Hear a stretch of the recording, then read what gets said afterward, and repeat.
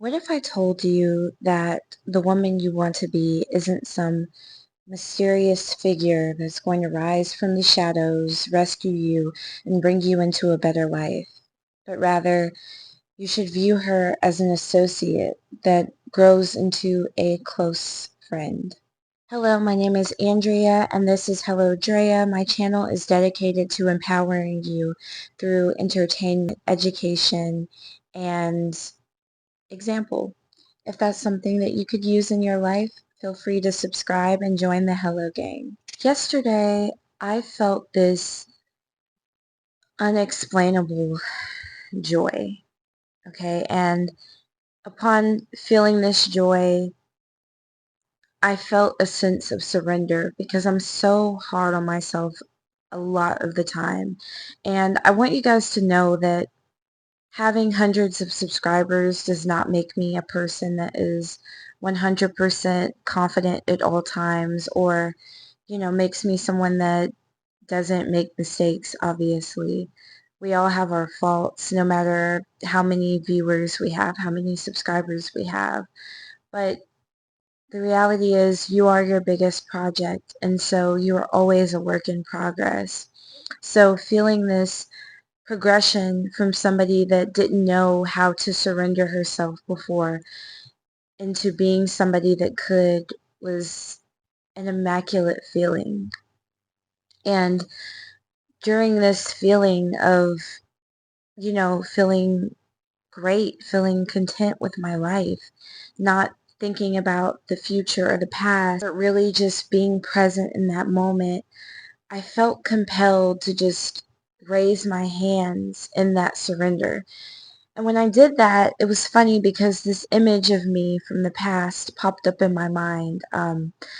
I My middle schools and my high schools had this praise group, and we would all convene in the mornings before the school day started.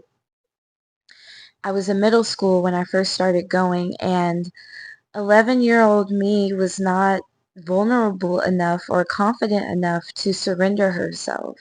And so there's this snapshot of me from one of these mornings where I'm like this. I'm really tensed up. I'm not praising all the way. And the girl next to me had her arms and hands fully extended in surrender. And I didn't have the confidence to do that. So yesterday, when I raised my hands, and I was alone when I did it, so maybe, that made a difference, but I really don't think it did.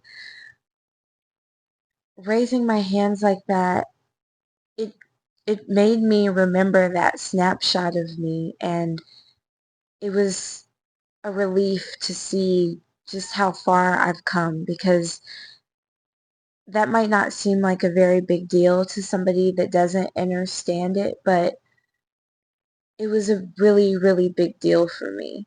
It was a really big change and a really big view of how far my perspective has shifted. The foundation of vulnerability is trust. And so today, what I really want to talk about is the fact that the woman you want to be has to be able to trust you, or else she will never appear, right? And when you're doing the work, when you're doing the uncomfortable things, when you're showing up when you don't feel like it, when you're being consistent, when you're showing up even when you're scared or unhappy or don't quite have all the resources, it allows that woman that you want to be to build trust with you. I think sometimes we get so caught up in this idealized version of ourselves. We aren't always privy to the fact that once you accomplish whatever milestone you're setting out to accomplish, that doesn't mean that all of your problems disappear. All it means is that that version of you has a different set of problems from the one that you currently are. But if you've done the work and you've allowed yourself to develop that relationship with yourself slowly and assuredly, you will have a different reaction to those problems. Your future self will understand and have the confidence to know she can rely on you to get through those hurdles because she's relied on you before. To put into perspective, let's say there was a pill or a shake that could make you automatically have the body that you want, regardless of what that looks like for you. So if that's slim, if that's slim thick, if that's heavy, or whatever it is that you are looking to do.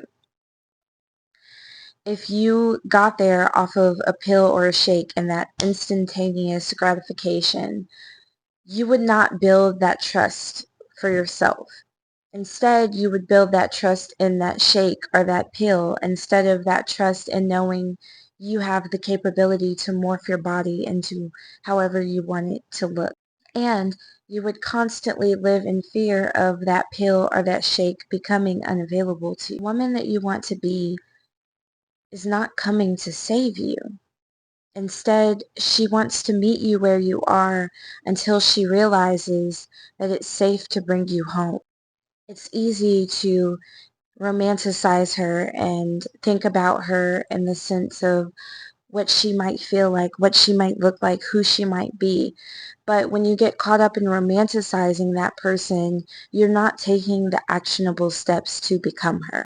One of the ways people with social anxiety overcome that fear is by exposure therapy. And exposure therapy entails having small-scale interactions that they fear and leading up into bigger, more high-stakes interactions, such as public speaking in front of a lot of people or going to a party alone or dinner alone. Exposure therapy allows them to build that muscle and build that trust within themselves. In the same regard, the woman that you want to be, this idealized version of you, the best version of you, she doesn't appear out of nowhere.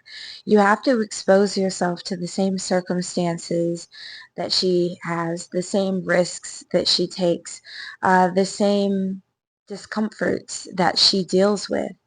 That's the only way that you become her. I hope that you enjoyed this message today and that you find it helpful. I enjoyed sharing it with you. And remember, without vulnerability, without trust, you cannot become the woman that you want to be. Until next time, thanks for hanging out with me.